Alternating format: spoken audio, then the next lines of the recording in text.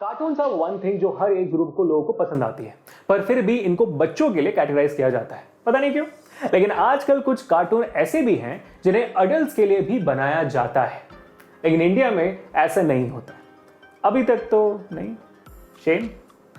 आज हम बात करने वाले हैं इसी की, यानी एनिमे की, जिसका मतलब सिर्फ एनिमेशन ही होता है, लेकिन पूरे वर्ल्ड में ये जापानीज एनिमे से फेमस हो चुका है। लेकिन हैरानी की बात यह है कि जापान में हर एनिमेटेड शो को एनिमे ही कहा जाता है। एनिमे कोई जॉनर नहीं है, इसमें कुछ भी आ सकता है, अब चाहे वो कॉमेडी हो, ड्रामा या रोमांस, कुछ भी।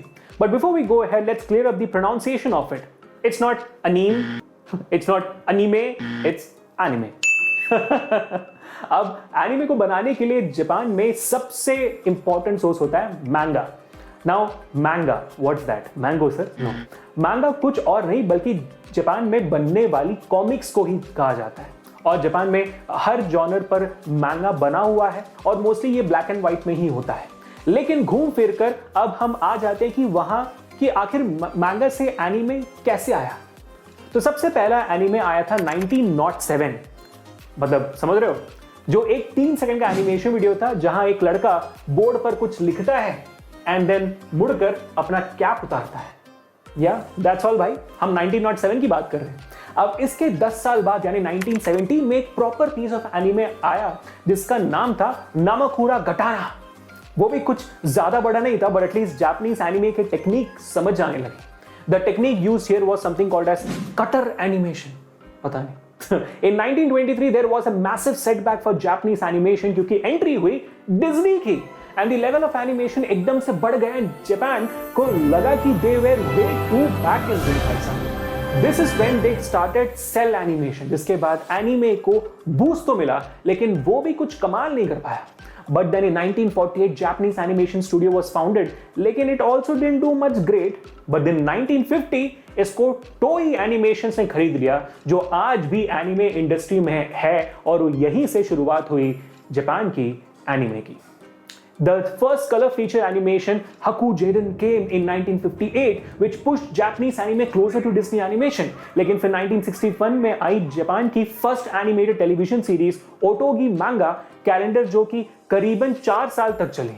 In 1961 टोई प्रोडक्शन के कार्टूनिस्ट ओसामू टेजुका ने 1961 में टोई प्रोडक्शन को छोड़कर मूशी प्रोडक्शन बनाया, जहां उन्होंने n नंबर्स ऑफ एनिमे बनाना शुरू किया, जिसमें से पहले सबसे फेमस एनिमे बनी दी एस्ट्रो बॉय इन 1963, जो मुझे भी याद है। 60s में ऐसा ऑसम एनिमेशन अभी तक किसी ने नहीं देखा था, जिसके बाद अब एनिमेशन इंडस्ट्री थोड़ी थोड़ी बढ़ने लगी। 60s में ही एनिमे में डिफरेंट टाइप्स ऑफ जॉनर्स भी इंट्रोड्यूस किए जाने लगे। देन इन 1965 आई किम्बा, जो जापान की सबसे पहली कलर एनिमे थी और पूरी दुनिया में बहुत ज़्यादा फेमस हुई। Then in 1966 there was another anime called Sally the Witch, which became the first anime of the magic genre. But in 1968 Osamu टेजुका ने मूशी प्रोडक्शन छोड़कर अपनी खुद की एनिमेस पर काम करना शुरू किया और मूशी प्रोडक्शन 1973 तक बैंकरप्ट हो गया। But it was restored in 1977. In 1972 there was another production that came into the light, which was Madhouse. इसमें ex मूशी एम्प्लॉयज थे। In 1974 में आई Heidi, Girl of the Elves. This series was a bit different from the rest and was much more successful at that time. 1979 में आई 70s की सबसे popular anime series mobile suit Gundam पहले कुछ खास कमाल नहीं कर पाई, जिसके बाद स्पॉन्सर्स ने इसे टेक डाउन कर दिया। लेकिन जब ये बंद हुआ तब उसकी पॉपुलैरिटी अचानक बढ़ने लगी। क्यों? क्योंकि भाई मार्केट में इसके टॉयज आने लगे थे एंड देन शो का रीरन किया गया एंड ये एक बहुत पॉपुलर सीरीज बनी। 1984 में आया ड्रैगन बॉल, जिसके साथ एक नया जॉनर का हुआ जन्म, जो कि था मार्शल आर्ट्स, जो कि काफी कमर्शियली सक्सेसफुल रहा। 80s एनिमे के लिए बेहद एक्सपेरिमेंटल रहा था, जहां बहुत सारे एनिमे डिफरेंट जॉनर में बन रही थी। 90s में एक बार फिर वापस आया robot anime genre. Then in 1993 आया ड्रैगन बॉल जी, जो कि ड्रैगन का सीक्वल था, जो कि बहुत ज्यादा चली ना सिर्फ जापान में बल्कि अमेरिका में भी और अब भी चल रही है। इन ईयर 1995 आई गोस्ट इन द शेल, जिसमें वेस्टर्न मूवीज को भी कांटे की टक्कर दी और इस बार जापान का एक्सपेरिमेंटेशन काम आने लगा, जिससे एनिमे को नई रिकॉग्निशन मिली। देन इन द ईयर 1997 आया एक ऐसा एनिमे जिसके बारे में सबको पता होगा। Guess what? पोकेमॉन।